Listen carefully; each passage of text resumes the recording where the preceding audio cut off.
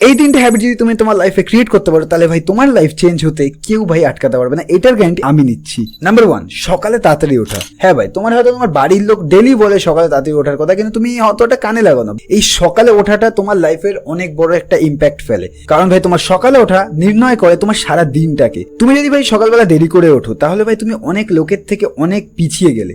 আর যদি তুমি সকালবেলা ওঠো ভাই, তুমি দেখবে ভাই পরিবেশে একটা আলাদাই শান্তি আছে, তুমি যে কোনো একটা কাজে ফোকাস করতে পারছো, সঙ্গে ভাই তুমি তোমার নিজে একটা এক্সট্রা সময়ও পাবে।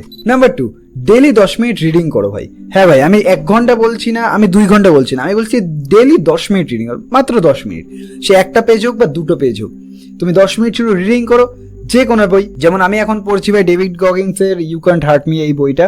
সো এইরকম টাইপের তুমি বই পড়তে পারো, 10 মিনিট পড়ো, ডেলি পড়ো, ঠিক আছে? ডেলি পড়াটা হচ্ছে ম্যাটার করে, তুমি কতক্ষণ পড়ছো এটা ম্যাটার করে না। নাম্বার 3, ডেলি কিছু একটা করো, মানে এক্সারসাইজ করো বা মেডিটেশন করো বা একটু দৌড়াতে চলে যাও, বাট নিজের বডিটাকে একটু নাড়াও ভাই। সারাদিন ঘরে বসে থেকো না, কারণ সবসময় মনে রাখবে তুমি যাই করতে চাও ভবিষ্যতে বা যা এখন করতে চাও, তোমার এই বডি না থাকলে ভাই তোমার কোনো কিছু আশাই পূরণ হবে না। তো সো সবার প্রথমে ভাই আমাদের বডি, সো এইটাকে অবহেলা করলে চলবে না। সো ডেলি আধা ঘন্টা থেকে 1 ঘন্টা জিম করো, মেডিটেট করো, বা যেটা তোমার ভালো লাগে তুমি সেটাই করো, বাট করো কিছু একটা যাতে বডি হেলদি থাকে। 30 দিন এই 3টে জিনিস ট্রাই করো, পরিবর্তন তুমি নিজেই দেখতে পারবে, নিজেই বুঝতে পারবে। তারপরে কমেন্টে এসে বলো যে তোমার কোনো পরিবর্তন আসলো হ্যাঁ কি না।